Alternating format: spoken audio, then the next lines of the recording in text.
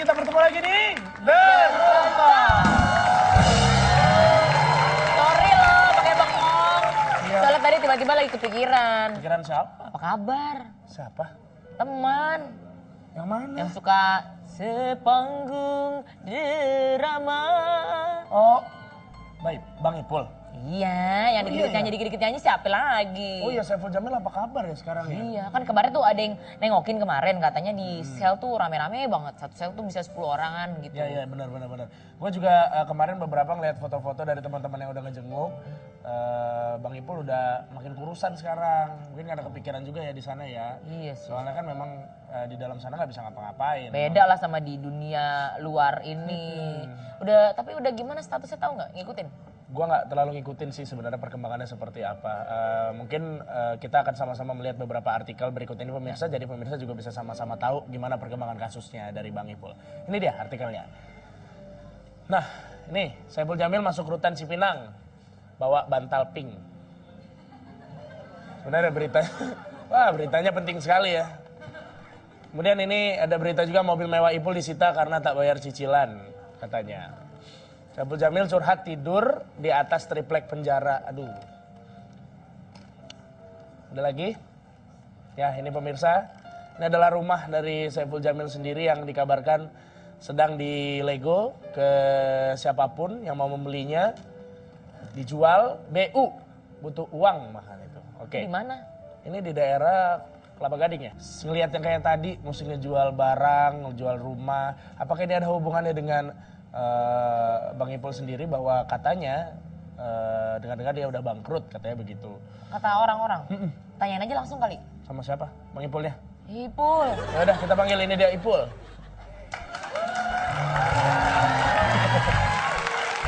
Kita mau tanya. Dia ngapain sih?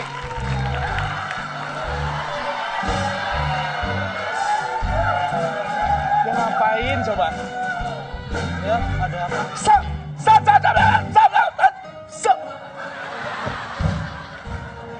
Salah ngomong. Maaf. Ya. Maksudnya bukan Ipul, maksudnya kakaknya Ipul. Bukan lu, kita salah ngomong. Kan bilang Ipul. Salah ngomong. Lagian yang namanya Ipul di dunia ini 3.500.000. Kenapa juga lo lagi yang nongol? Tahu orang kita panggil Ipul yang keluar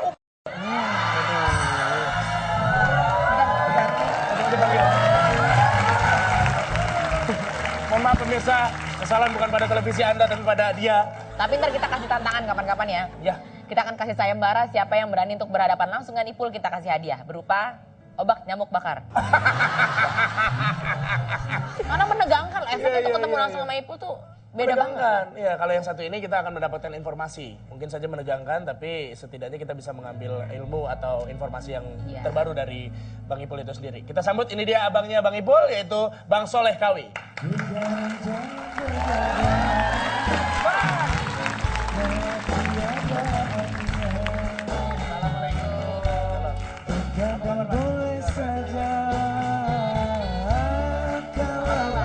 Silakan. Mirip ya.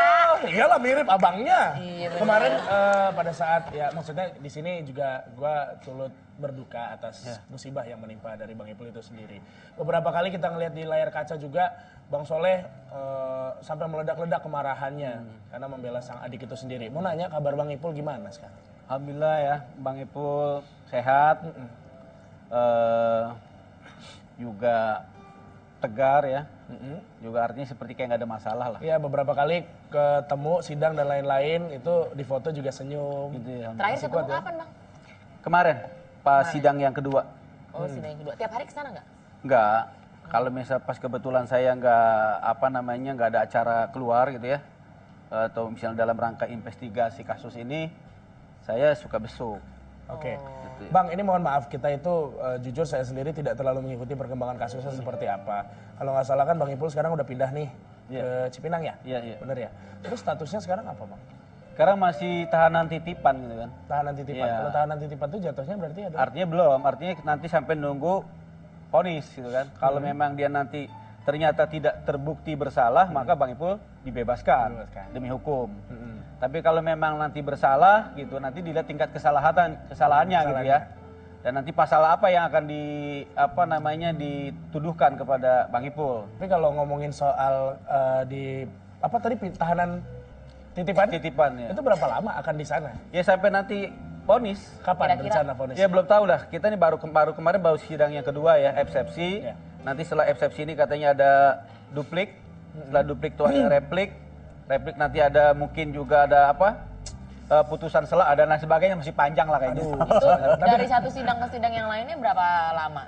Ada ini Sementara ini 1 minggu kayaknya. Karena nanti sidang lagi tanggal 9 9 Mei. Mei. Iya. Tim pengacara gimana? Ya selama ini masih fine-fine aja, masih ya kompak, masih juga siap lah gitu ya. Jadi kalau kata ya udah siap lah untuk bertanding gitu. Apapun itu ya. Iya. Pengacara juga sampai 9.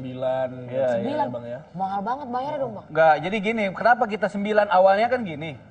Bang Ipul kan begitu ditangkap ya, itu enggak dikasih kesempatan untuk didampingi oleh Pengacara. lawyer.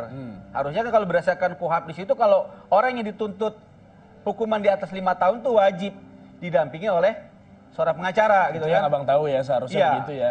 Iya dong, didampingi itu. Kalau kecuali misalnya Bang Ipul kagak mampu mencari 1 orang pengacara, maka gitu pemerintah dalam hal ini menyediakan kepolisian itu menyediakan pengacara gratis. Oke. Gitu. Pertanyaannya apakah Bang Ipul tidak mampu untuk menyediakan 1 orang pengacara? Maka kita tunjukkan gitu kan 9 gitu. Sekalian aja nih, lo bilang gua nggak mampu sekalian gua 9 nih. Gua gitu. Tapi pro bono apa bayar semua?